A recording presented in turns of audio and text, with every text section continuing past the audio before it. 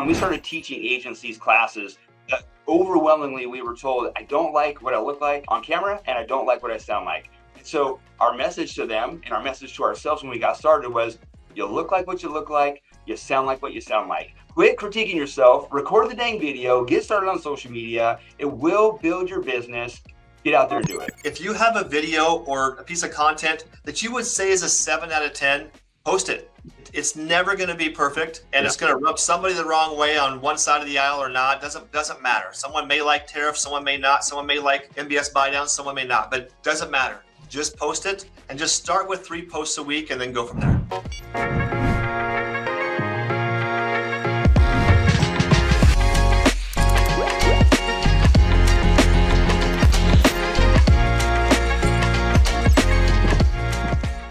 Hey guys, Wally, Olivieri. All right, so what is 24/7 mindset? Most times when you hear 24/7, you're thinking what? 24 hours a day, 7 days a week, just grinding, hustling. I learned over time, a 24-year career in mortgage and multiple other businesses that I own is, unfortunately, you'll get burnt out.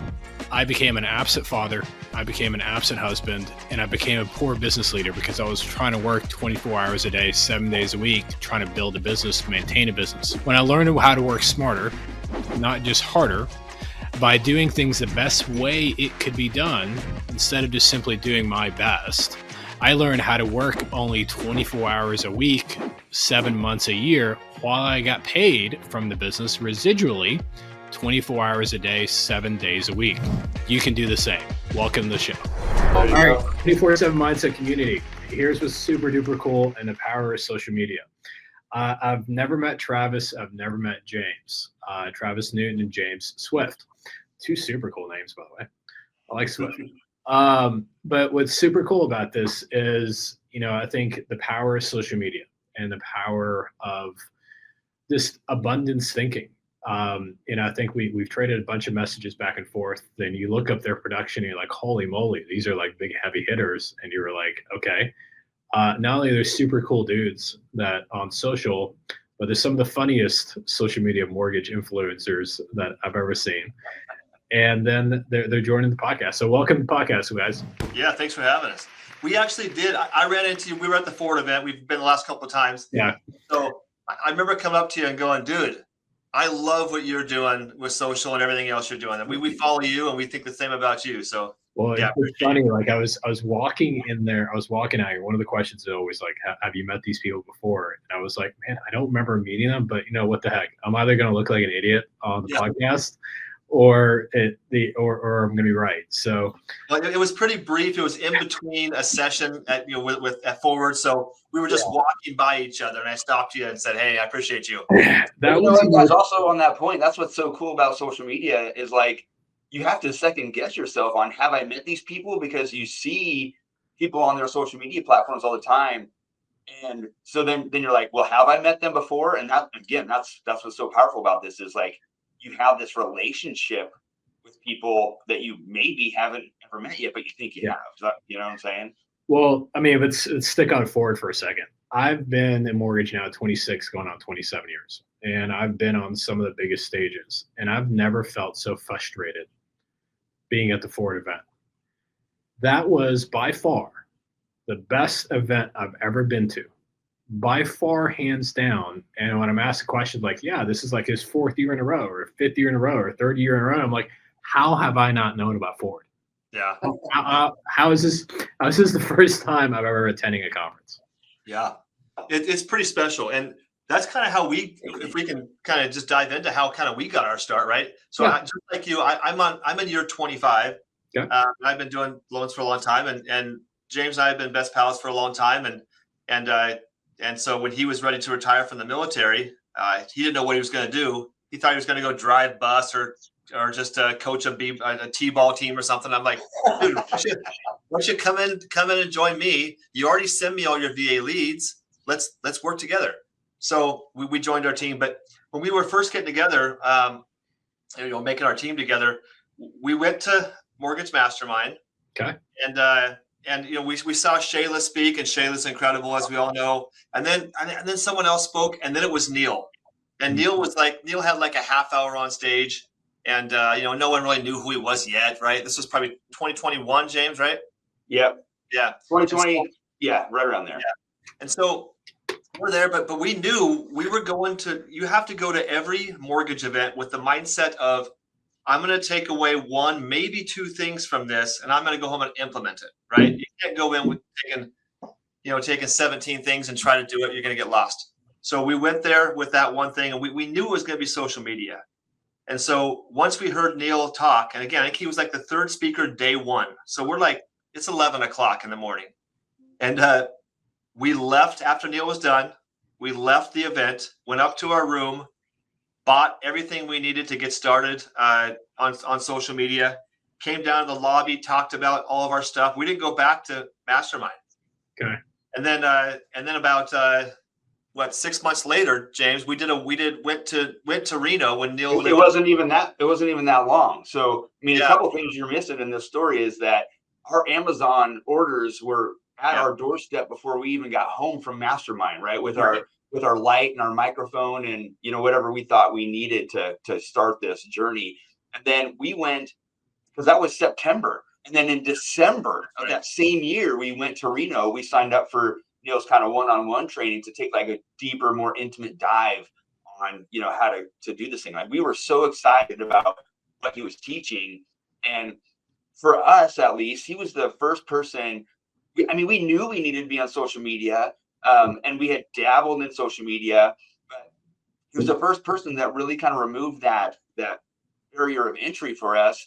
Instead of like knowing we should be on social media, he was the first one that was showing us how and what to do, and not talking about that you should do this. And so it just really opened our minds, and it removed any barrier of entry to have any excuse not to do it. That's one of my most frustrating things, and with going to these conferences. I think it was 2015. I had just gone from doing 36 million in 2014 to 81 million in 2015. So 12 months, I went from 36 to 81. And I was so proud of myself, and I went to Sales Mastery, and all these people were on stage doing 100, 200 million, blah, blah, blah. This dude from Canada was doing like 400 million. And I'm sitting there, I came back, I spoke my regional, and I was like, I've never felt so inadequate.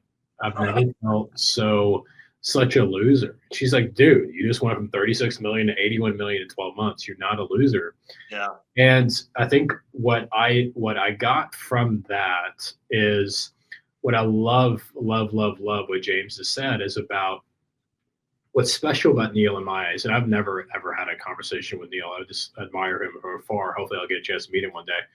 But what is so special is not only he teaches you the why, but then he's got the resources to teach you the how, the when, the who, the what. Yeah. And it's up to us to be brave enough to be able to implement. That's what it comes down to. Yeah. Yeah, I think that's what sets his event apart is just he makes you feel like anybody can do it. And he's living proof of that. He was just a branch manager in Reno, and here he is, running these massive events. So So we're actually part of his mastermind, and I mentioned that to you via text one time. But we're actually part of his mastermind that meets 3 times a year typically. But we're on the phone or on a Zoom with them once a week, going over stuff, right? So it's been pretty impactful to us. So I definitely put on Jordan that when I'm out there, and it's super brilliant that he says, "Hey, you can't join it. Here's this window of joining it outside. You can't join." I'm like, man. You're really going to say no to money? And he's like, yeah, you can't join unless you're in this window. I'm like, dude, I love the discipline, but I love the brilliance behind that.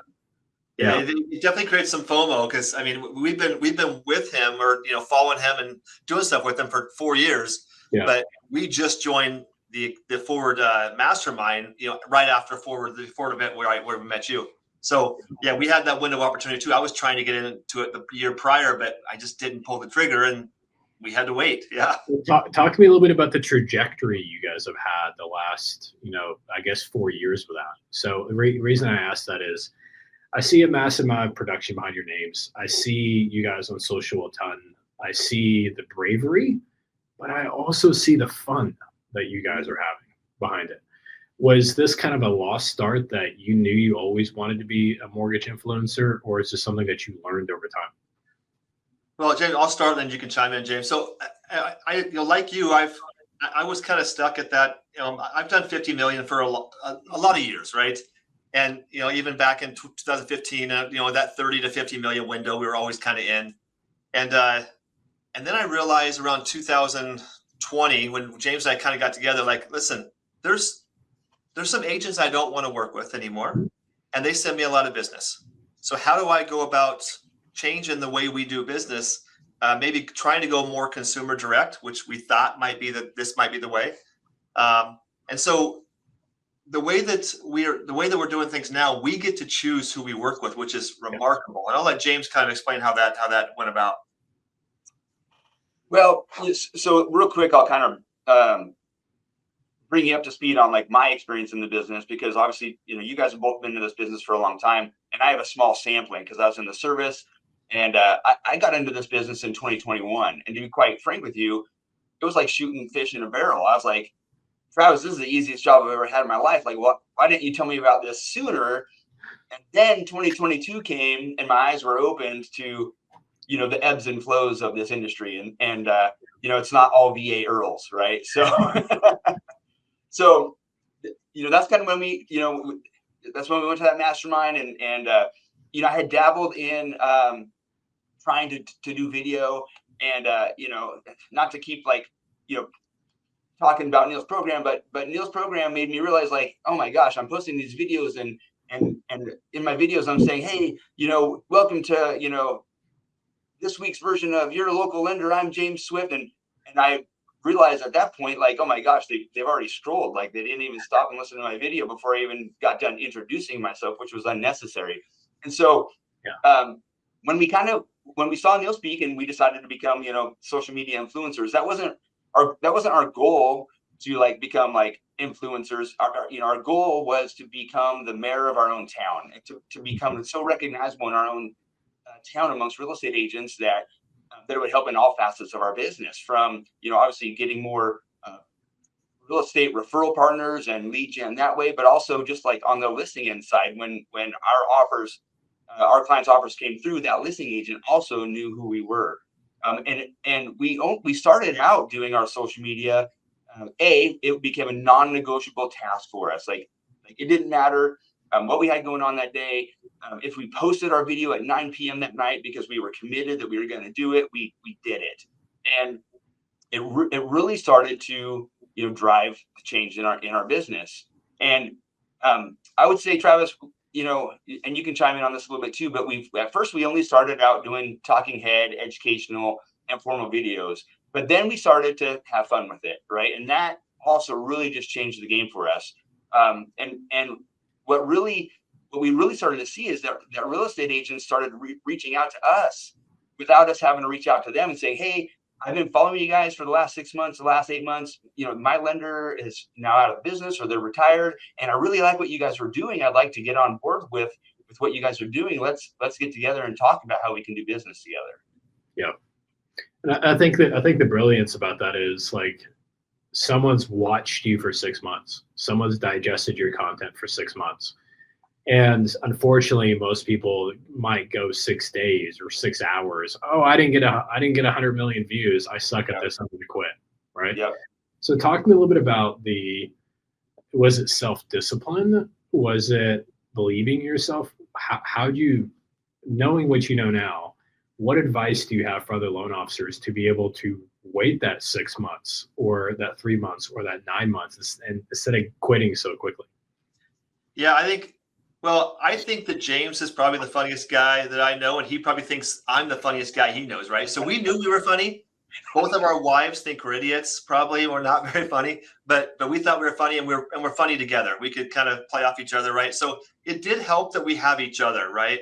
Yeah. So I mean, it's easier for us to do what we do because we have each other. So if I want to go film something real quick, James could be putting out a fire or doing a pre-approval, and vice versa, right? Or we're jumping in and doing something together, and then So I think that helps. We did make a goal to do, or I made a goal. Travis made a goal. I wanted to post 1,000 videos in 2025, and we did 1,100 and some change, right around there. and we're going to do it again this year, right? I'm falling behind a little bit already this year, but I'll catch back up. So, but yeah, we want to do another 1,000. That's what we really. That's 3 a day. 3, yeah, it's like 2.7 a day. Yep. Yeah, but here's what's cool about this. When we go out and teach this to real estate agents, they kind of have that same reaction, like, I don't know how on earth I'm going to do 3 videos a day. But what's super cool about social media short form and people's short attention spans is that a video that we posted 5 months ago is so buried in our feed. Yeah. If we don't have time to film 3 new videos today, we can repost a video from 5 months ago that's still relevant. Right? Hold on, time out, because I argue in the room right now, right behind this camera is my social media and my brain image. I've been arguing this stupid thing for like years. Oh, you can't be that guy repurposing content. I'm like, dude, people don't know what the heck I said like a week ago, 6 weeks ago. All 100%. This like mile-long content I've had for all these years and curriculum and courses and podcasts, like they've already forgot what I said last week. They're not going to know. Yeah. Well, let me give you a good example. We have a dumb video that we did that we posted it 3 times, with some, a couple of months spreads in between it, and it did okay. And we don't get caught up in the vanity metrics of social media because we're not concerned about that. But the 3rd time we posted this video, it caught fire and went to like 6 million views, right? So it doesn't matter how many times you post it, in my opinion. If it's relevant. Was the copy different? Or no, the same creative, same copy? We did nothing different. We didn't change the thumbnail. We didn't do anything different. We just posted it again. And so, social media is a weird animal. So, I'm completely on board with repurposing information, because it's something that you posted 3 months ago and now you're posting it again. It's going to go out to a different subset of your audience that didn't see it the first time. So you never know when it's going to catch. I was talking to the team earlier about it. I'm like, okay, so we need to post 3 times a day. And I finally had like this aha. I was at acquisition.com in Vegas with Hermosi, and his team said, you got a great business, the podcast is great, the mortgage business, blah, blah, great. But no one knows you. Yeah. And I said, okay, walk me through that. You gotta work on your personal brand. And I said, okay, so I'm a tactical guy. So we talking about like Aspire mortgage advisors, my mortgage brokerages, like that, like Instagram and Facebook page, or are you talking about like 24/7 mindsets, And he goes, you're clearly a slow learner. You are. He goes, you're a personal brand. And I'm like, yep. So Wally, Illubieri, myself, And he goes, no one gives a blank about Aspire. No one cares about 24/7 mindset until they care about you as a person. Yeah, I like that. And I'm like, damn, that is so good.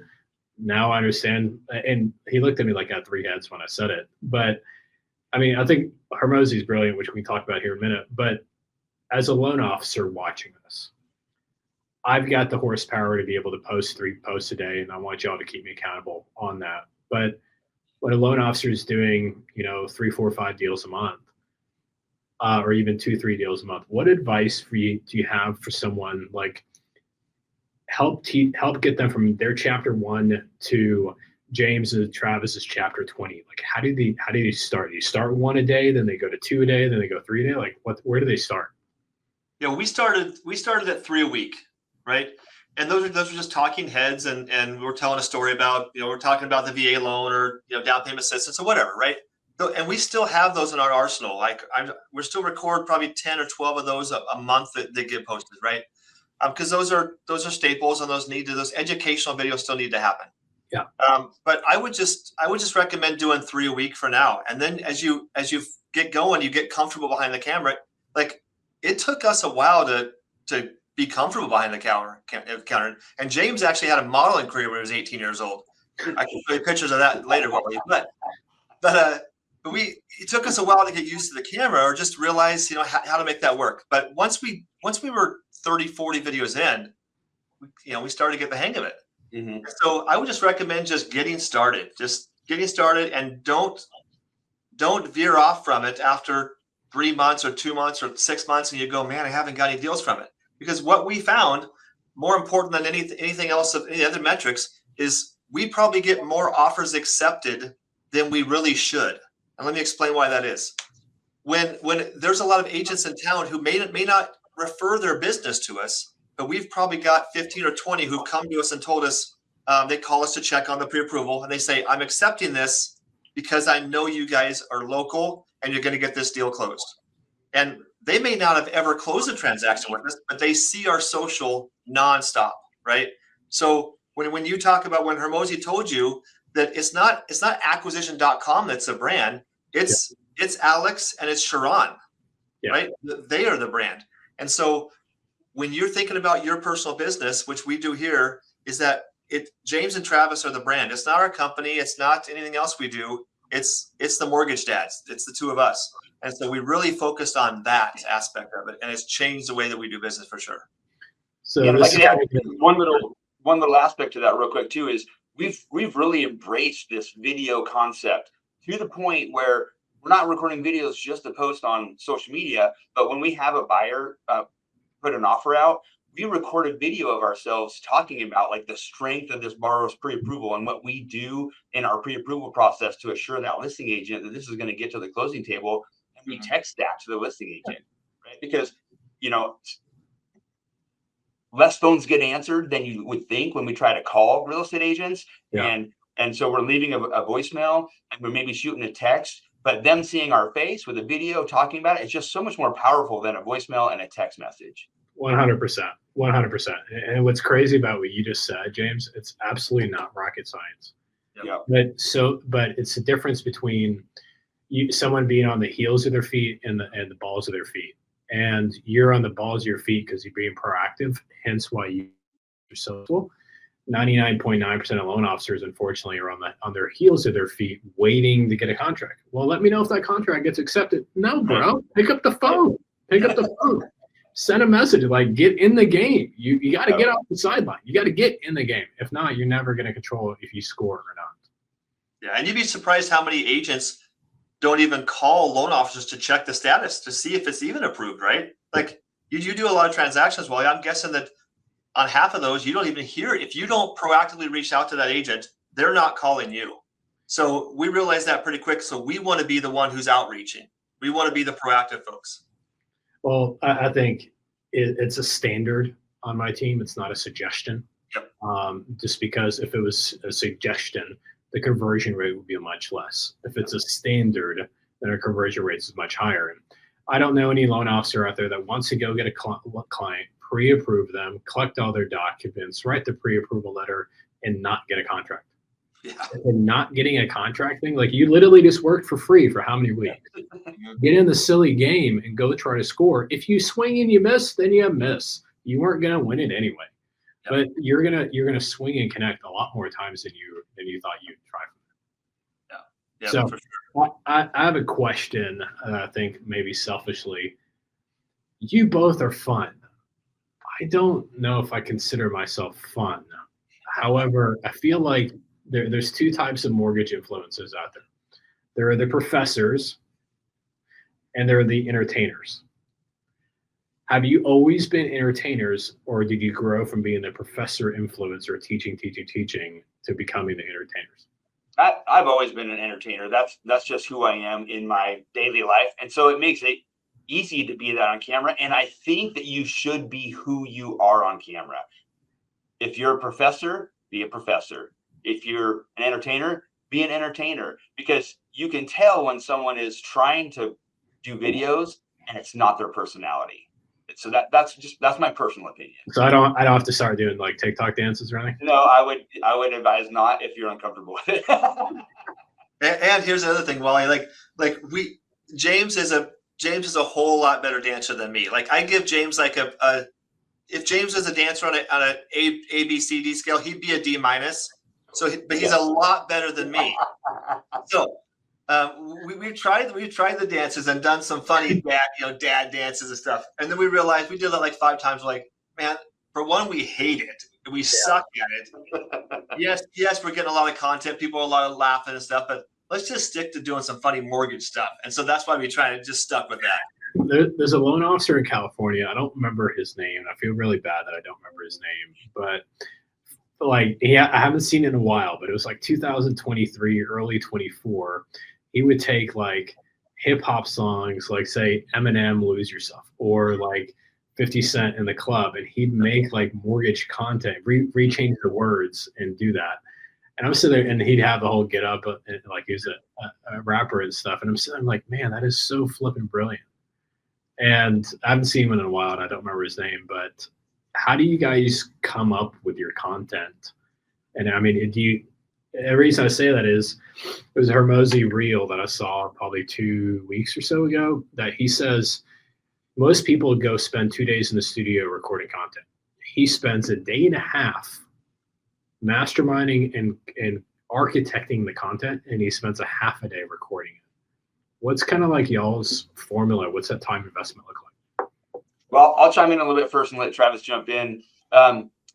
Success leaves clues, and that doesn't matter what you're doing in your life, right? So we now block out time where we go and we scroll social media intentionally, looking for things that kind of we think are funny, and then we rebrand and do in our own sort of way. So that's one way of doing it, right? Is you don't have to reinvent the wheel, right? You can take something that you've seen that somebody else has done and then put your own spin on it. We see things that are funny that aren't even mortgage related, and we're like, oh my gosh, if we did that same concept, but then we did this little spin on it to kind of tie this to the mortgage business, like that would be hilarious, right? So we intentionally scroll social media to look for ideas. That's one way, right? Obviously, Neil's program gives us a lot of great information about how to tackle like great educational information. So those are two of the strategies that we use. Yeah, to James' point, we scroll with intent. We used to just scroll. I mean, a lot of the listeners probably do, and I did for a long time. James did. We just scroll TikTok and Instagram and just watch funny stuff. But now we're putting search criteria into the search, and I'm putting in insurance funny video, real estate funny video, whatever it is. And we've taken stuff from garage door owners. We've taken stuff from car dealerships and just made it relevant for the mortgage industry, or just something funny we've done, right? So if you just go search for those things and then try to fit it into your into your personality, change it up a little bit.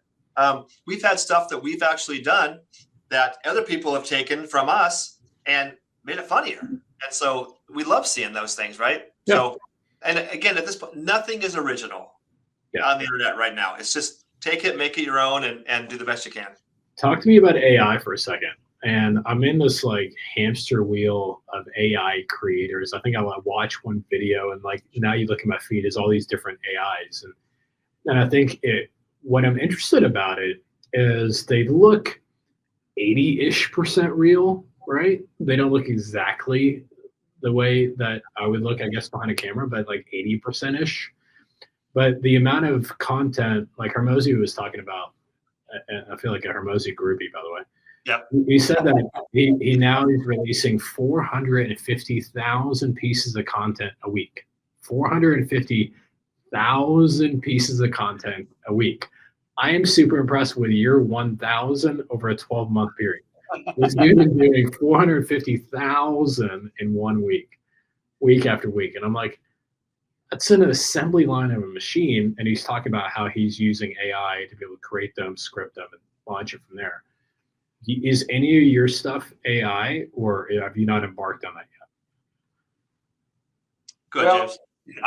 So AI is here to stay, right? I think we need to like embrace how to use it. But I think that as we're navigating that kind of new element in our world, we also need to understand that I think people more than ever, as we kind of go into this world, will crave and want human connection. So I don't think we're gonna lose people wanting to have that human connection and know us. So we're integrating AI. We've done a couple of videos, that were AI versions of us that were kind of funny to like add it to our funny content, but we're still trying to have us because it's our personal brand in this market.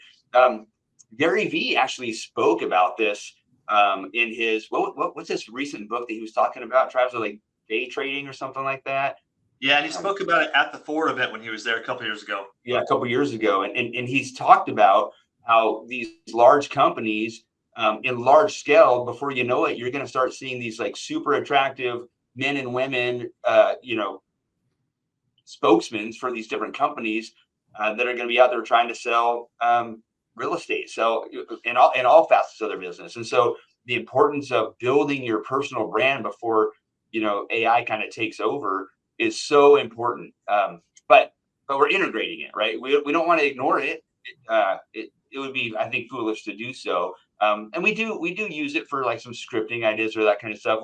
We'll toss in a concept like, hey, we're mortgage lenders, and I saw this funny video, and kind of give it a little bit of context, and like give me some ideas of how we can maybe spin this in a video that we could shoot, because AI gives us it's faster, right? It helps us be quicker so that we can manage our pipeline, but also pump out these videos. Yeah, but also, I mean, I think, I don't know. I'm reluctant about the whole AI space, and I feel like the taxi service when Uber came out, right? I love imagination. I love creativity. I love getting on a whiteboard, mapping it all out, and architecting all the steps. But that might take a full day to do. Yeah. Where I'll be the first. I was telling my wife this last night. I'll be first to tell you, Wally bot is smarter than Wally. And when I asked the same question to my chat GPT, and I asked the same question. I wrote down my answer, then I asked the same question. It went deeper into my content. It went deeper into showing examples, and it went deeper with the depth of the implementation of it. And I don't want to say like I have forgotten things, but I've evolved. It's 2026. Wally of 2019 doing 100 million is completely different than Wally of 2026 being a CEO of a mortgage company, a CEO of a coaching company, blah, blah, blah, blah, blah. Like, and the mind share. I was telling Nikki last night that I think I've forgotten so many more things that this chat GPT was reminding me about ABC topic. Yep. And I think that is one of the biggest things that I'm trying to embrace more about AI. Yeah. It's just, I think I keep going back to, this is the worst AI. I mean, AI might get worse in a lot of different areas, but this is the worst version of AI we're going to get. Like the dumbest version of AI, I should say, right? Like it's going to continue to get better every single day. I mean, it was just 6 months ago, we were looking at a video that was just all AI, and I'm like, it's totally AI. Now I'm seeing things that I'm like, wow, I'm seeing, Brock Purdy punch Jalen Hurts on a video the other day. Like, I saw that. I mean, the only thing that changed was his number changed when his back turned. Like, yeah, it looks completely real. So I think that we have to embrace it in our business. And, you may have heard this before, but AI is not going to replace the loan officer. But the loan officer who embraces AI is going to replace you, right? I had a loan officer argue with an underwriter the other day, and this is how things have evolved. And sent over the underwriter the chat GPT answer of why this condition was stupid. And like me from like Wally in 1999, like old school Wally, like you gotta go to Fannie Freddie books, and you gotta pull it from there, and you cut and paste it from the Fannie Freddie, and it's like, you really sent an underwriter a chat GPT explaining why this guideline was stupid? Yeah. Like it's comical to see how like all this has evolved, and like, hey, chat says I can do the loan, you should approve my loan. I'm like, right. Yeah. How much liability does your AI have? And here's the point to that, Wally. We work for Synergy One Lending. I love the company, but we are a tech forward company for sure, a modern mortgage company, and so we have what's called Synergy GPT. Okay. And so it's an internal GPT that we have with everything. We can look up every guideline. We can scroll through our database and find the loans we need to refinance, everything, right? And so we use that a lot to ask questions, because it goes and it searches the guidelines. Here's where this is at in the guidelines. So, so that's been a big help for us, because we can use, chat or AI to really go prove, drive home a point that, hey, underwriter, maybe we should look at it from this point of view, right? And we can use our internal Synergy GPT, which helps, which is nice. But yeah, I've seen some videos of loan officers or even realtors GPT in something and said to the loan officer, said, "Well, this is not what this says." Well, you're not reading the guidelines. Like this, it's completely different. Right. Or it's giving you the old HUD guidelines, not current or whatever, right? So I think a huge benefit though, as a loan officer, I mean, how many times, and I'll just speak for myself, but how many times you got mad at an underwriter? Like, no, you got to approve my loan. You don't understand. It's one of my top realtors. What a drama. And when the loan officer was talking to me this morning, actually, he goes, I went to ChatGPT, looked up the answers, saw the underwriter was wrong. I asked Chat, give me factual proof why the wrong through the Fannie Freddie portal, and then script out what my email should say back. Yeah. The dude copied and pasted what Chat said to say back, and then took the Fannie Freddie guidelines, put it in an email, sent it back to the underwriter, and he texted me like right before this call, hey, I overturned that condition and now I'm like, yes, you can't do that in 1999. You can't do that a year ago, 2 years ago. And I see you're 100% right, that quote you said, which was AI is not going to replace loan officers, but loan officers that use AI will replace loan officers that don't. Yeah, James just did that this morning. I did. Really? I had 15 minutes to get ready for this podcast, but I had an underwriting condition that I didn't agree with that I needed to respond to quickly so it can be worked right while we're talking right now. Yeah. So with the help of ChatGPT and my understanding of the guideline, I snipped the portion of the guideline that I wanted to refer to. I dumped it in there. I told ChatGPT the way that I was interpreting it and asked it to help me write an email to the underwriter to make my case. And it spit out this beautiful email. I copied and pasted and sent it off. And right now my assistant is working on that condition while we're talking. The real key though, Wally, is don't just copy and paste the whole thing. As a loan officer, you have to go in and edit it so it doesn't say, well, here's what you should say. Right. Yeah. Read it. Yeah, it's funny. It's funny to say the least. So when you look at y'all's world, so one more question about AI that we can move away from it. So with AI though, I was thinking about making this piece of content, and it's like Wally, real Wally over here, another like AI version of Wally over here. And it's almost like having a conversation back and forth, testing it out, than asking, which one is the real AI, than telling that. It's right. I'm loving a lot of this content that I'm seeing online that's got like the split two people, the same person, but it's like two different people. And I think it's, when you look at something like that, and I think you guys are so cutting edge with everything you're learning about Ford and everything you're implementing. What do you feel like now on social is trending that in that same kind of realm? Well, let me just say this about you being the professor that you are, right? So what I think that would really work for you and other people who don't want to maybe put a lot of funny into their videos, who just want to be educational and professional about it, I think that one of the things you can do, and Neil teaches this a lot, is just go to a whiteboard, right? So you have a scenario on a whiteboard, right? And so now you're filming yourself at the whiteboard talking about this payment, or here's what happens if you put 5% down or 20% down. So you're at the whiteboard explaining it. James and I haven't done a ton of those, but the ones we have done just kill. And I know Neil does a lot of those. And so if you bring somebody and show them something on a tablet or whatever, on a whiteboard, it keeps their attention. They watch the video a lot longer. There's more comments. But you can also do that too. You can just have a piece of paper down, and then you can, hey, let me show you this. Come on in, and you zoom in on the paper as you're writing stuff down or pointing to it, right? Yeah. So anything like that, that's educational and sets you apart as being the go-to source for this topic is going to be huge. So I think that is what is one of the trends I think that's going to change.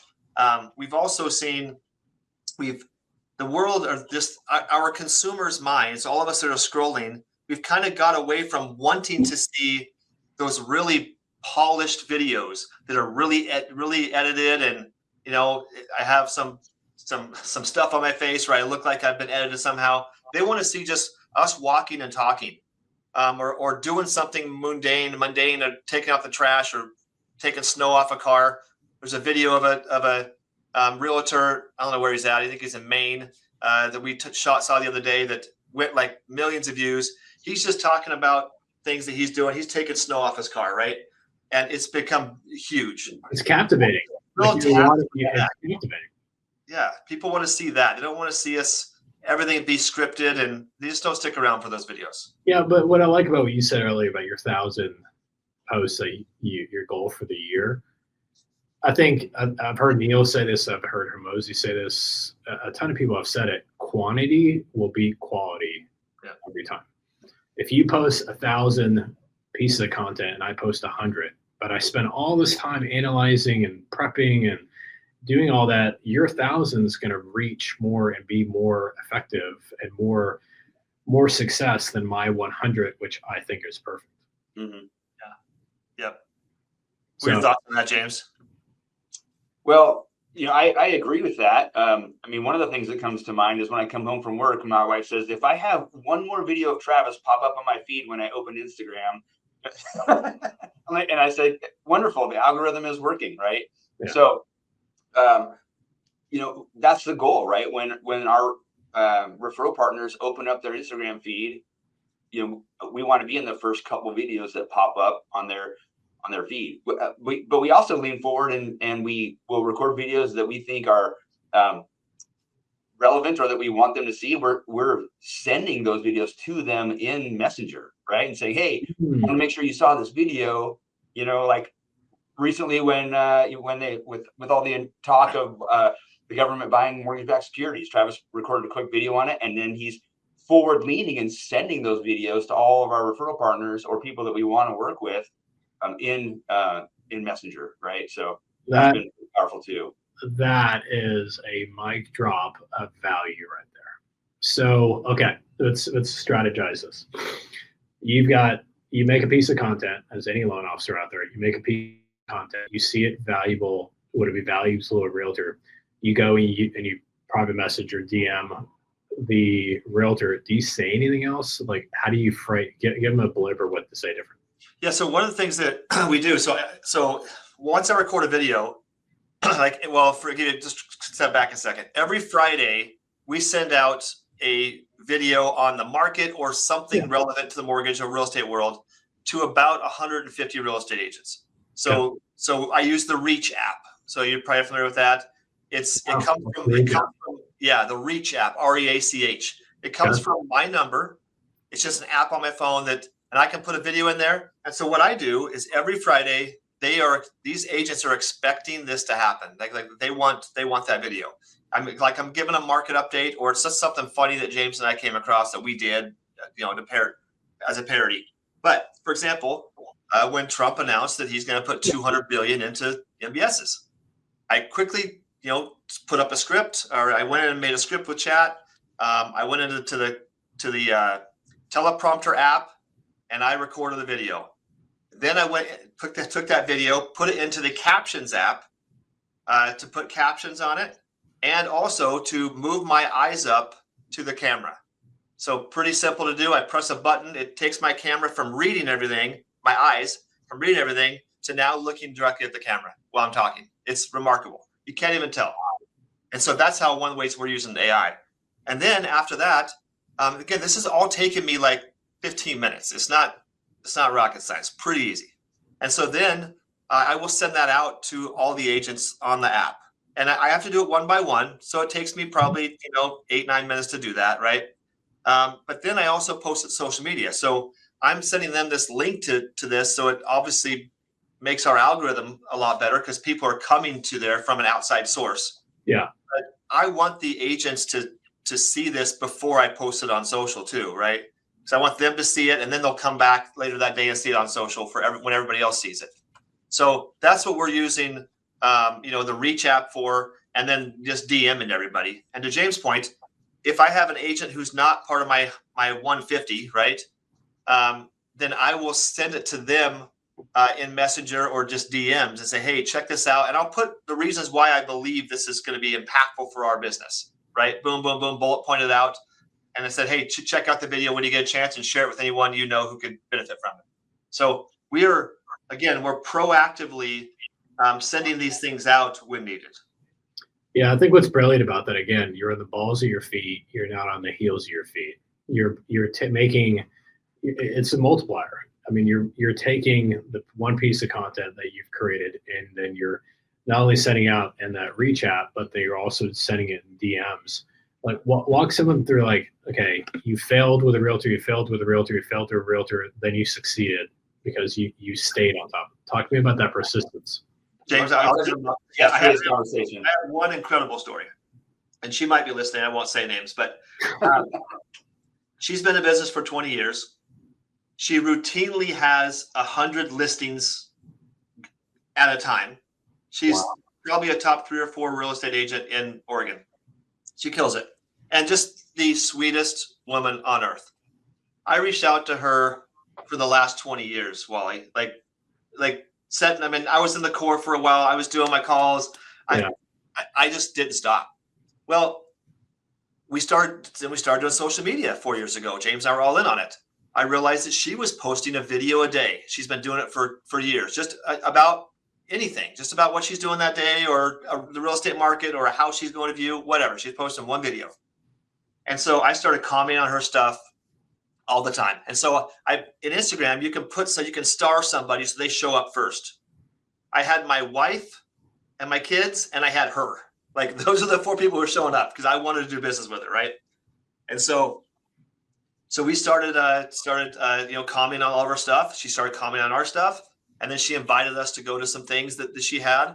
And now we probably do 2 to 3 transactions a month with her, and that she refers us. And so we're still waiting for her team to refer us, and they probably will at some point. But she is referring all of her stuff to us, and she does an awesome job, right? So elaborate though. Go back though. Elaborate, because you hit a great nugget. I want people to implement. Elaborate on the starring. So you said your wife and kids. Her, like, why is that important? What is a strategy someone can take away from this? Yeah. So like, again, on Instagram, you just hit that little button to say, to start or to see first or add it as a favorite. I'm not sure what they call that. But every time I log in, one of her videos or someone from her team's videos or her company will pop up. And so I just make sure I comment. Like, I'm commenting, talking about how cool the house is. I love the floor plan, love the back deck. This one's going to sell fast, whatever you want to say, right? Just make sure it's genuine. I'm not just putting, some, a clapping or a high five or emoji I'm making it relevant and genuine, right? And I do that to all of our comments. So that's one thing we want to talk about is the outreach that we're doing on social media. So, but to get there in a second, but it's really key that I'm acting as soon as I see her post come through, I'm commenting on it, right? So she sees that we're engaged with her all the time. So, and James and I talk about this all the time. You can post 2,000 times. If you're not outwardly engaging on social media and interacting with other people's content, then that's a problem, because they won't effectively see yours. So the algorithms know this. If you're going out and you're commenting on all of these agents or all these referral partners' posts, right?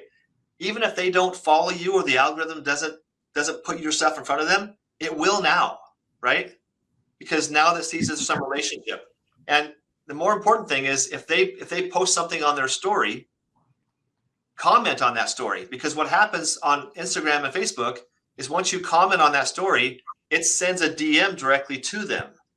And so now Meta believes there's some relationship. So it's going to put your next couple of videos in front of them, right? So even if they're not quite following you yet or engaging with you, it's going to create that algorithm to make sure that there is some sort of engagement moving forward. At least give an opportunity to blossom up. Well, it's brilliant. It's brilliant from the fact that 1, it's genuine. 2, it's super easy to do. 3, we're all on social media anyway, right? Yeah. But what's great about that, number 4, like, you're actually prospecting. You're literally using social media as a tool, not a toy. Yeah. I think what I love is the purposefulness of it from there, and being brave enough, because like, I don't want to say something stupid on there and they think I'm an idiot for any reason. Like, no one's gonna know. You're in a realtor's DM. It's not like she or he are gonna snapshot the DM and send it publicly. And look what this dumb loan officer said in my DM. Like, that's not going to happen. You're not that important. No. And one of the other things that I think is cool about that story is for a lot of us who think that we're late to the game on social media, right? Whether or maybe we're too old to get into the social media game. This real estate agent that Travis was talking about is in her 70s. And she posts every single day for at least the last 3 or 4 years, doesn't miss, right? So your age and your relationship with social media should not be an excuse. Like, you need to get started. It doesn't matter. It doesn't matter how old you are. Absolutely. Yeah. And one of the things that I think we need to talk about too is what, your podcast and your presence, Wally, has led you to be speaking on stages in ways you never thought possible, right? And helped you get the production that you never thought was possible. You can go about things all different ways. For us, social media has led to things that we never thought was possible. For one, we're going to be blessed enough to speak on stage at MortgageCon here in Orlando in just a couple weeks. So that's pretty cool to be on stage and be able to see all these incredible speakers speak, but us to be able to play a small role in that as well, right? We've spoke on stages and other things. This just dropped the other day. This isn't a plug, but this is Rethink Everything You Know About Home Buying. Okay. So I was able to write a chapter in that, which is pretty awesome. Yeah. So, I mean, it's not quite doing your own book like this, but hey, now don't compare your chapter 10 to my chapter 20. Number one. Number two, you should be really proud of that. Kyle Draper is local, and he spoke at a live event I did about a year and a half ago. Absolutely awesome, man. He used to be a pastor, man of faith, which I absolutely loved. And shockingly, he's much taller than you think he is. I'm 6'2", and I was like not a dwarf to him, but I was much shorter. I'm like, dude, really? You're really that tall? He's sitting down in all the videos, all the calls I'm on with him. Yeah. So yeah, I love it. Yeah. But what I'm saying is that you don't know where this is going to lead. It could just lead to you being the local celebrity. It could lead to you doing some other stuff on stage. There's lots of things it could lead to, right? There's different pathways to get there.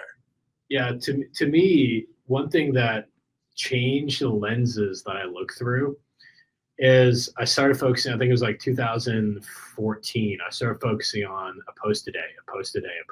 And when you go back and you look at some of these posts, it's like the worst posts you can ever imagine. And I posted a post a day, and it was about 9 months in of me posting a post a day. And I walked into a real estate office. This big time realtor that I had no business trying to go after. He goes, "Oh, you're Wally from Facebook. I follow you." And he goes, "I love how you call your kids Braden the Brave and Alexander the Great." And I'm like, holy smokes, like this works. This works. Yep. And it was a huge aha light bulb moment that I'm like doubling down. And I think it's, it's kind of early to the social media game, mortgage influencer game back in like whatever it was, 2014, 15, 16. But so many people are these like closet success stories. Yeah. And they're great loan officers, probably 10 times better loan officer than I ever was. But my production is so much higher than theirs because I'm more known. Yeah. And for that mindset shift, what advice do you guys have for loan officers? That I think it was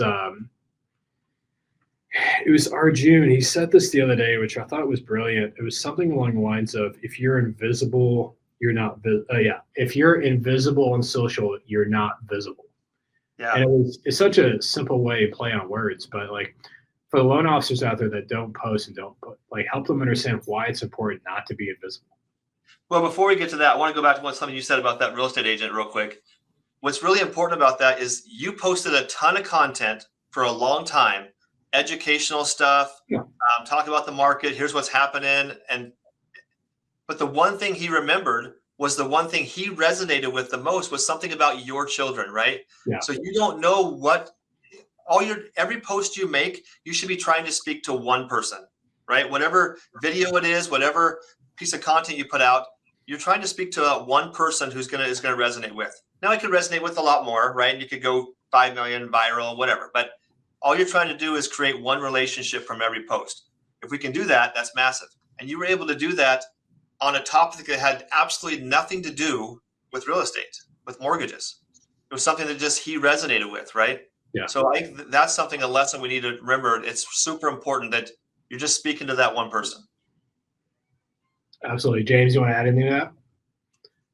Well, I mean, I just want to keep just talking about visibility, right? It's been so impactful. One of the things that we've really tried to lean into is just the whole thought process of the passive prospecting. Like our videos can be out in front of so many people at one time where we can only be in one place at a time, right? So it just gives us the ability to have that passive prospecting that's building business for us while we're, working on loans or teaching a different class or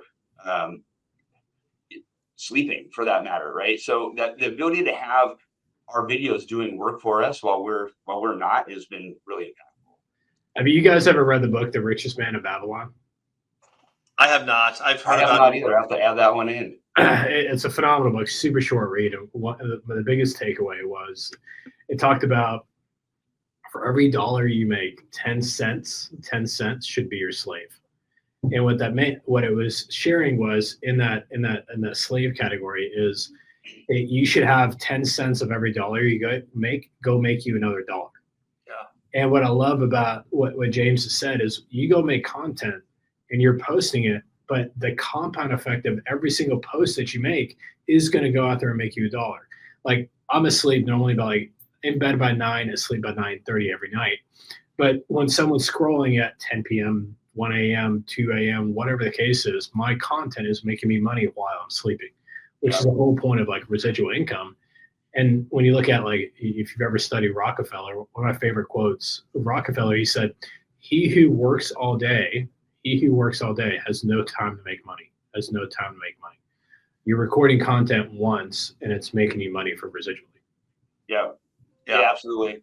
One of the other things that I kind of want to speak to just real quick in this journey that we've been on is we realized real quickly that real estate agents were hungry to learn what we learned and implemented. Mm-hmm. And, they don't have, a lot of these real estate agents don't have editing teams and, videographers and that kind of stuff. They're all on their own. And so we quickly realized that we only had to be one step ahead of real estate agents and our knowledge of how social media works. And we were filling classrooms full of people who were coming to learn from us on how social media works. And, these weren't even CE classes, right? Our CE classes would have, 20 people in attendance, and then our social media classes would have 50 people in attendance. Yeah. So we really quickly learned that as long as we kept educating ourselves and staying one step ahead of the real estate agents and showed them how social media works and teaching them like, hey guys, we have recording studios in our pockets, right? This is all you need to get started. Let us show you how to do it. We were packing the rooms, and the amount of referral partners that we have built from not even talking about rates and loan programs and bringing donuts to their office and packing the room on teaching people how to do social media, and then having a sign-up sheet at the end of the class that said, hey, if you want to come back for a one-on-one deep dive with us for an hour to learn even more in depth of how to. So we kind of took Neil's like national model and kind of made our own local model of like, hey guys, come in. We're the social media experts here in this town. Come in and let us show you how to do this. And that's another thing that's really helped out.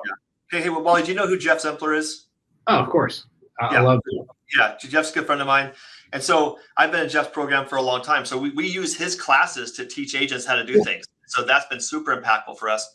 And one of the ones that we teach, and to go back to your point, is about you being the brand. One of the classes is called You Are the Brand. And so we teach that to agents and teach them how to do social media. But one of the things I want to just double back on is we would talk, you could be the best technician mortgage person in the world. You could understand guidelines. You could understand everything. You can have all the ability in the world. But the best ability that you could have today is visibility. So James and I talk about that all the time. We tell that to agents. Like, if you're not visible, doesn't matter what other ability you have.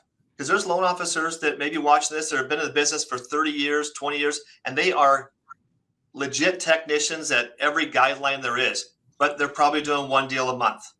And then there's this new person who could be, doesn't know anything about guidelines. They just have a good team behind them, but they are all over social media.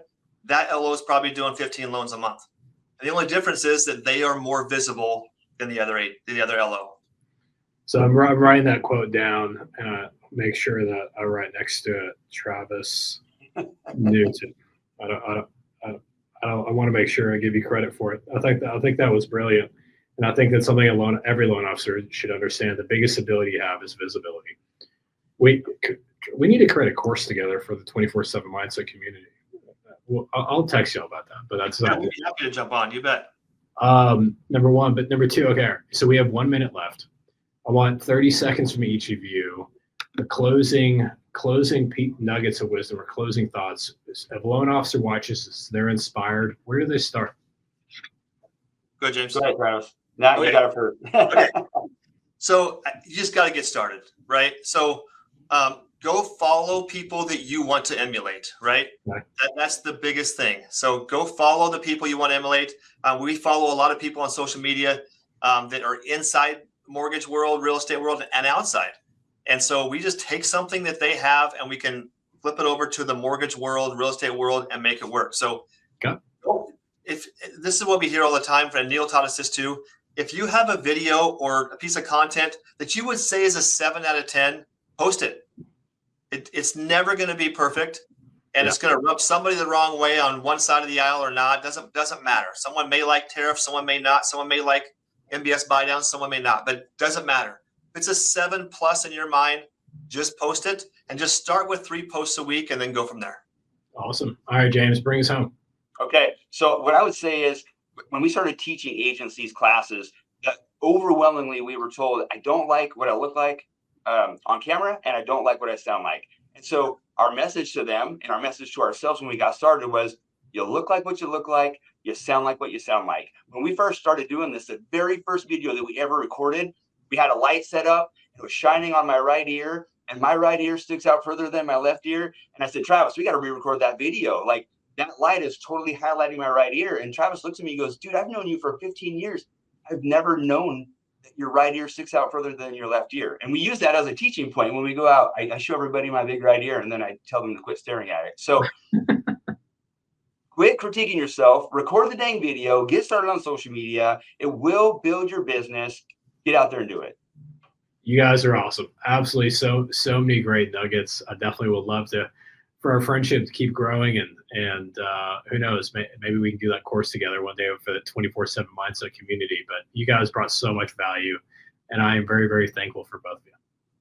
We appreciate the opportunity. Thank you. We'll see you at the next Forward event, I'm sure. Oh yeah. I'll be texting you here in a little bit, but yeah, we gotta get back on a Zoom, and there's so much value there. But I think there's so much more that I can possibly help you grow through the community. But if you want to grow your influence with the book behind you there, we can definitely share that also with the loan officers and the community. Yeah, we'd be honored. Thanks so much for the opportunity. We appreciate you. Goodbye, boys. All right, we'll see y'all soon. Thank you. So thank you so much for listening today. It means a lot you took time out of your day. I don't take that lightly. Understand very clearly that you're very busy.